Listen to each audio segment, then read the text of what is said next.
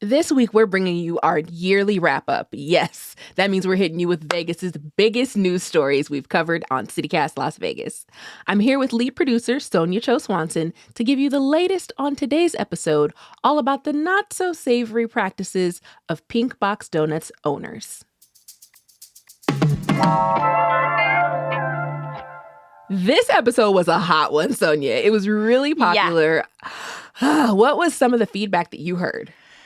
Man, I think people were just surprised because Pink Box Donuts is just so popular. It's such a popular chain in Las Vegas. I used to get them for my birthday, actually, all the time. Aw. I know, they're pretty good donuts. I know.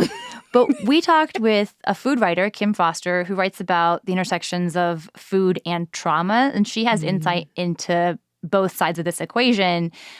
She knows that the owners of Pink Box Donuts, the Siegel Group, also own a chain of weeklies or weekly rentals called the Siegel Suites. And they've actually been under house investigation for some pretty egregious eviction practices. And so we kind of got this inside view from Kim into all the things that happen in weeklies. And whew, I think people were really shocked. Yeah, I think people, and also the concern about housing stability, it was major. Like, people really wanted to know more about how people are making it throughout the pandemic, especially. Exactly. I mean, when we aired this episode in June, we knew that Siegel Group was under house investigation, but their findings hadn't been released yet. What do we know about what's come out since then? Ooh, drama. So the House subcommittee, they did a full investigation of our pandemic response, and they released their final report on December 14th. They get into pandemic evictions because even though there was a eviction moratorium put out, many corporations, including the Siegel Group, were still evicting people. But this time it was some shady ass dealings. They did it in shady ways. So the list was nuts. And the report stated that Siegel Group was uniquely egregious as executives directed employees to deceive tenants about protections under the CDC eviction moratorium. Oof. Yeah, I remember reading some of the details from the emails they released. Apparently, the Siegel Group was posting misleading flyers about that moratorium. They would give them an eviction notice on 5 p.m. on a Friday so they couldn't access resources about it. Ooh. Yeah, basically borderline harassment. I mean, including threatening to call Child Protective Services or animal control. They would have security knock on the doors of people they wanted to evict in the middle of the night. I mean, it's just a hot mess over there. It all boils down to the Siegel Group received at least $5.5 million in federal assistance to offset pandemic costs, and tenants missed rent. So they got money in order to not evict people.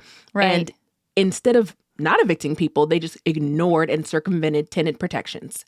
Yeah, that's rough. And back to those listener responses. I mean, there were some people who were like, "Ooh, I am never eating at a Pink Box Donuts again." And there were other people who were saying, "Hey, look, the political actions of whoever owns whatever donut brand is not going to influence my purchasing or eating habits or whatever." So there was this debate going on in the socials, which, I think it's an interesting conversation. How you decide to spend your dollars, to me, can be a political act. And so that's just an interesting debate I saw happen.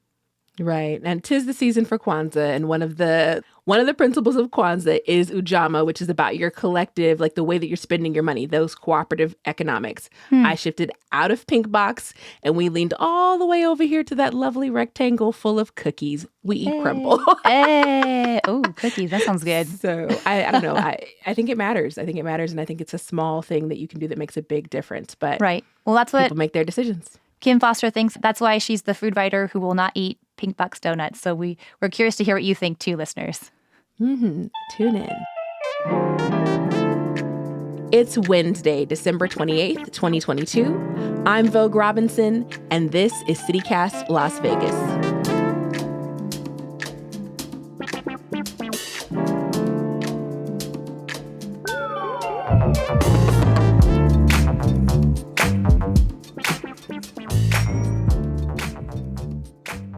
Good morning, Kim. Welcome to CityCast Las Vegas. Hi, Vogue. Happy to be here with you today. Yes, thanks for coming. Hello to your chicken. Thank you. So, I'd like to know, what is your beef with Pink Box Donuts? Okay, so I'm a food writer here in Vegas, and I go to a lot of establishments and I cook a lot. And so one of the things that I sort of have been doing is avoiding pink box donuts and also Bagel Mania, because they've been owned by Siegel Sweets. And I've sort of had a beef with their sort of role in Vegas culture. And I'm feeling like I'm not sort of open to giving them my money. Right. I have not had a pink box donut, and nor have I had a bagel from Bagel Mania. And I hear they're very good, but I have resisted. So for people who don't know, what are Siegel Sweets? I feel like I've driven past them, but I didn't always know what they were. So Siegel Suites are weekly hotels. Siegel Suites operates some 36 flexible stay apartments in 7 states and 13 extended stay apartments. So they, by their estimation, 12,000 apartments in 12 states. They basically buy up old crumbling apartment buildings. They spend minimally to bring them to code. So anybody who lives there is paying more than they would in a standard market rate apartment for renting it. They hire really good PR, and they position themselves as standing in the gap for low income folks and offering solutions where there are none. And so those things, basically my beef with them is that they really keep poor people poor. And there are no other alternatives for people when they are housing insecure. And just for reference, the McKinney-Vento Homeless Assistance Act basically defines that kids in weeklies are not considered housed children. So, like, if you're an adult and Vogue, like, you live in a weekly, you're considered housed. But if you have a child and that child lives with you, that child is considered to be a homeless youth or a housing insecure youth, depending on. So basically, our government gets that this sort of temporary... That it's not stable. That it's not stable. Doesn't feel safe, right? I know that with children especially, having a stable household is important to just their development. Correct. Feeling safe. I wonder why they don't consider it for adults, because I think that it still can show up as adults, as a problem with adults too. Sure. I think so. But I think they feel like at least adults have some agency. I mean, I have no idea how they framed it that way, but it makes sense to me. And even like kids in schools are considered to be fairly transient when they're in, like, the teachers are aware of who lives in a weekly, that kind of thing. And there's a lot of issues with, so for instance, like a friend of my son's, they were in a weekly, and that weekly had so many roaches, and it was so like overridden with roaches that they couldn't have fresh food. So, I have all these chickens, and I would like give her eggs, and she would say, "Oh yeah, we can't have any fresh food in the house because there's so many roaches.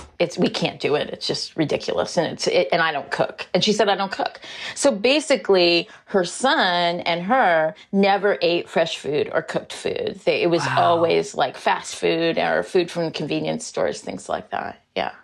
Right. So in weeklies, do they have like a proper kitchen? Like, what does a weekly look like, and what are the costs associated with moving into one? So a weekly hotel basically can be just, I've seen 3 bedrooms. I've seen studio apartments. There's usually a small kitchen. A lot of those should have things like microwaves and pots and pans. But what we find out is that the microwaves are extra, for instance. TV remotes can be as much as $10. So there might be... So... I don't know why that's a crime to me, but I'm just like, what do you mean $10 for a remote? Sorry. Well, think about it. So the back end costs are that weeklies engage in this sort of corrupt tactics to extract money from people because these poor people have no recourse. So, for instance, like a friend of mine, her name is Alexandra. She's a chef on the Strip. When they moved here, they were pregnant. And she and her husband were like looking for work, so they just took a weekly. And they charged them over $1,000 for damages. And they're still fighting it off years now on her credit. and and they didn't damage the apartment. They did a walkthrough, everything. I have people who had come to the pantry who said that they went months without AC in triple digit summer temperatures, that there is exposed wiring, the bathroom ceiling was falling in. And then when the AC was fixed, like water would come in. We have 3 elderly residents who were living in a place with no elevator working. And they were on the 3rd floor, and they're elderly and dragging groceries up the stairs. So, and you're paying top dollar for this, right? So, and the nickel and diming is a really big thing. So, right, because you were saying about the microwaves that. So how does? Yeah. So I just everything can't even is understand. Extra. And I think from their perspective, they're probably saying, well, this is a tough population and things get broken. But what happens is that it really ups the cost on everything. So even think of it this way. So lots of these little costs require a debit or credit card. And if you don't have them, you have to go to the bank to get a money order for the card because they won't take cash. So if you can't get to your bank or you don't have a bank account, have a bank, right? You pay a fee around $2 to get one at the post office, and so that's another $2. So and you have to get there and have a car, and there's just all kinds of these things that for poor people, for people who are really struggling, these things can just drag you under over time. Right. You're just constantly, the money's going out, $2 here, $5 here, $10 here. And then when you're moving out and you get hit with charges that aren't even charges that you, I have one lady tell me that they still think that she took the bed from her apartment. And she's we did a walkthrough. Right. If you have a walkthrough and you did paperwork, you should have legal recourse. But can you afford legal recourse if you're trying to rebuild your life and your family and living in a weekly was your only option? Correct. In an ideal world, how would a weekly work?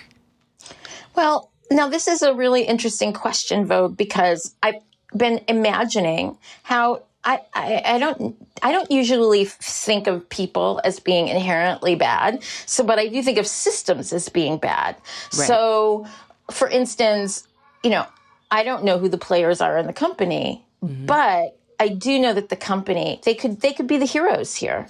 I was just spitballing without thinking. If there was a voucher program through the government where people who are struggling could be maybe maybe one of the buildings could be in a particular property, could have people who needed supported housing, like caseworkers and, people they could be the answer for housing insecure people in Vegas. Yeah. I don't have any specifics. I'm not a public policy person, but the idea that we could be thinking about how Siegel Suites, instead of going out and saying, they run these charity things we spent the last 2 days giving back to our residents at Siegel Suites, giving away pizza and water and snacks and things like that. Instead of doing those things, which are really just optics and they're just charity, they don't create any kind of equity. Long-term solution. Correct.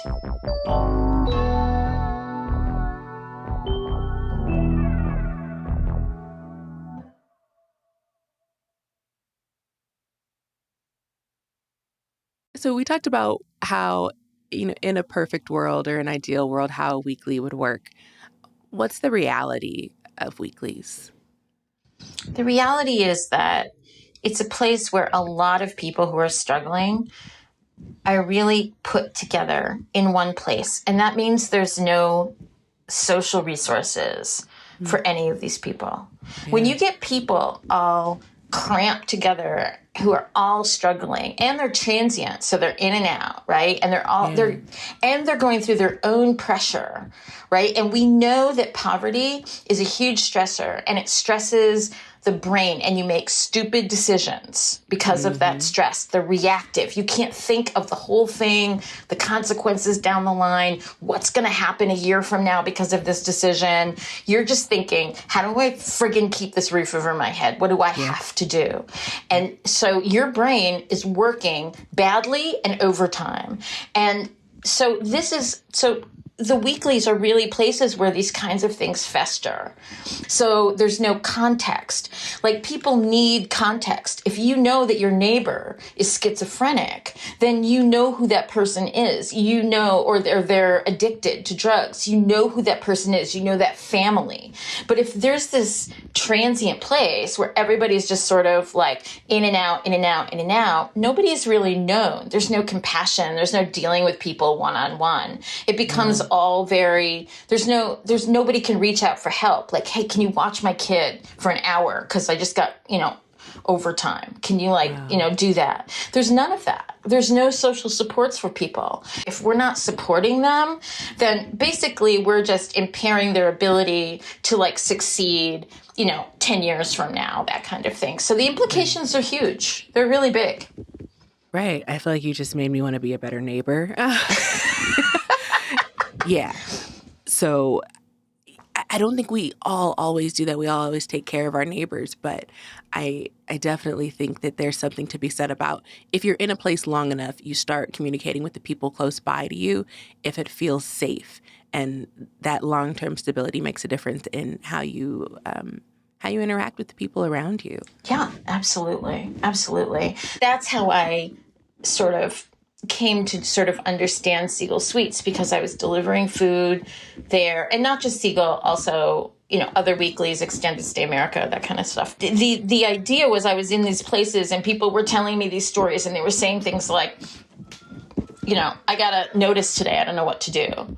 And, so you learn pretty quickly, okay, call this person, go here, you need to do this, that kind of stuff. But if you're stuck in a weekly someplace, who's going to tell you to do that? Who's going to say, call this person? He's a friend of mine at blah, blah, blah. He can help you. He knows, who's going to do that? Who's going to give you resources? Man. And weeklies promote their spaces as flexible solutions for the working class population, but it sounds like they make things more precarious for the people who live there, especially in terms of the rules around evictions. Oh, completely. Evictions are a really big issue for people who are struggling, particularly in weeklies, because there is something called summary eviction. In Nevada, this is a very special gift that only Nevadans have. What is a summary eviction? That sounds terrible. It sounds like they wrote a paragraph and they were like, and in conclusion, get out. Okay, so imagine this. So, Vogue, we're just going to use you as an example, okay? Mm-hmm. You are living in a weekly. So let's just say you didn't pay your rent. You're late, okay? And you're like, dude, I'm going to get you the rent. And they're like, it doesn't matter. You didn't pay.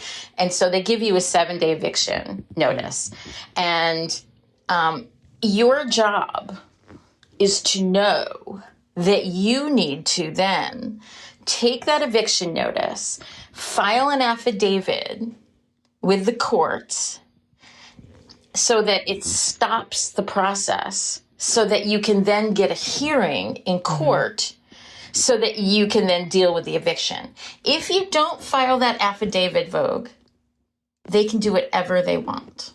They will just plow you under, and somebody will show up at your door in 7 days, and you'll basically be like carrying your shit out, in a plastic bag. In a plastic bag, or 2 or 3. Yeah. Right. So, and that's a Nevada thing. That's not a Siegel Suites thing or an Extended Stay America thing. That is specifically how the government, takes the side of landlords and big corporations, and not, poor folks who are just trying to get by. Like, how would you know if you were evicted that you had to go and file an affidavit? No, I wouldn't even know where to start, who to go to, and I feel like filing an affidavit probably also costs money. Of course it does. And that wouldn't be in my budget. That's right.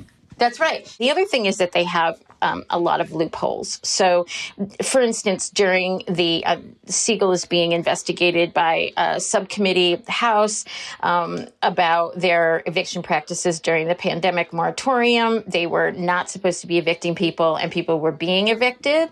And their response, and they definitely quoted, they were definitely quoted in the Nevada Current saying that If people live on our property and they're a nuisance and they're a disturbance or broken laws or any rules in the rental agreement other than the payment of rent, then we are allowed to evict. And weeklies have really taken advantage of that loophole. So we're seeing people not evicted during the pandemic for things like they can't pay the rent, but they are getting evicted for having too many people in the rooms, having too many pets. They are, if they break a law or they break any kind of rule in their rental agreement, if they don't sign somebody in who's visiting. I mean, there's all kinds of like little loopholes, and they're just merciless. They'll just kick you out.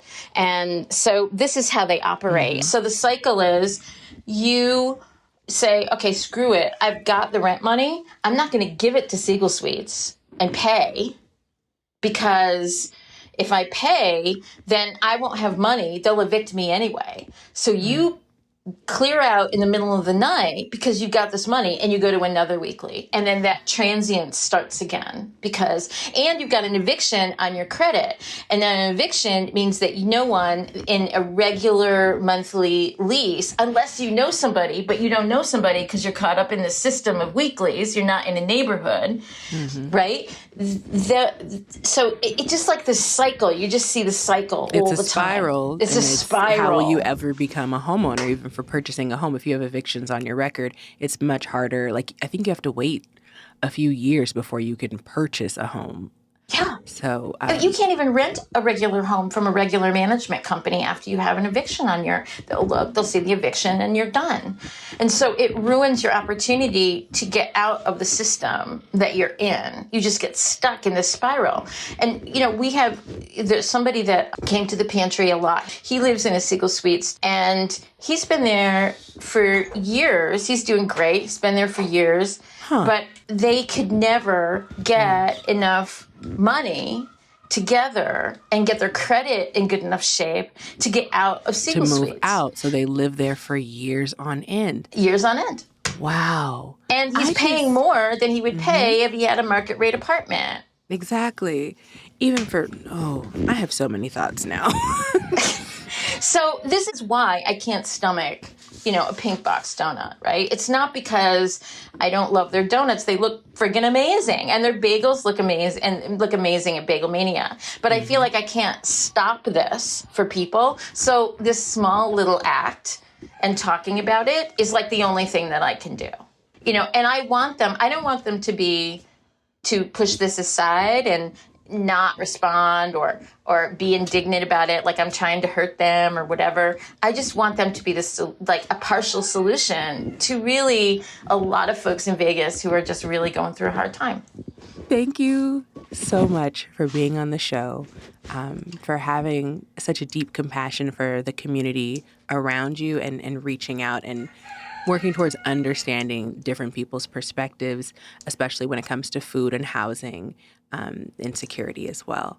Thank you for that. I'm so happy to be here, and I'm so happy to have this really fantastic interaction with you after having read your work, and just really an honor for me. So thank you.